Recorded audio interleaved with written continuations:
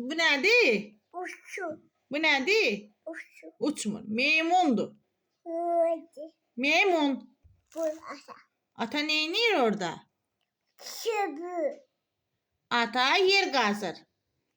Asa yiyecek. Bəs bu nədir Mürşid? Ben koşar. Sənə də o yanında. Bəs bu nədir? Pişidi. Bu kimin pişiyidir? Beni. Bəs bu nədir Mürşid? Ay beni. Aşır beni. Bəs bu nədir?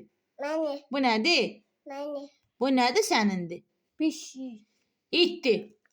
Ham. Bəs Beni bu, aşır beni. Ütü. bu nədir Nurcan Çiri? Bu nədir? Uçu.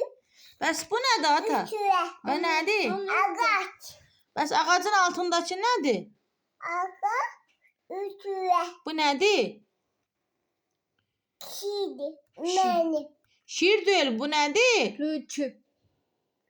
Uçu. Tülkü. Çüçü. Tülkü. Çüçü. Bəs bu nə? Bu nədir? Çüçü. Tülküdür. Bəs bu nədir? Kuştu. Ütüdür. Bəs bu nədir Mürşid? Kuştu. Bəs bu nədir? Tahtadı.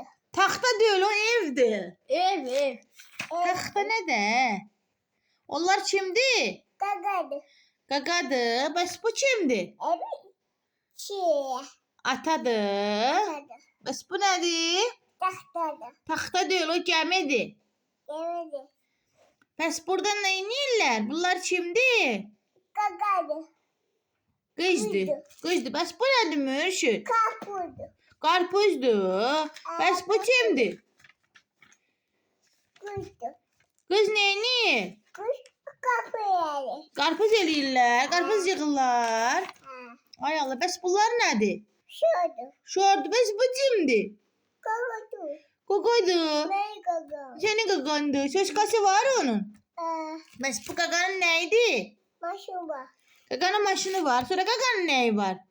Topa. Sonra qaqanın nəyi var? Bu nədir? Adıba. Hə, hədiyyə. Adıba. Hədiyəsi var qaqanın. Ha. Görsən qaqanın hədiyəsi var. Bu araba. Hədiyəsi var. Ay sağ ol. Bu baba.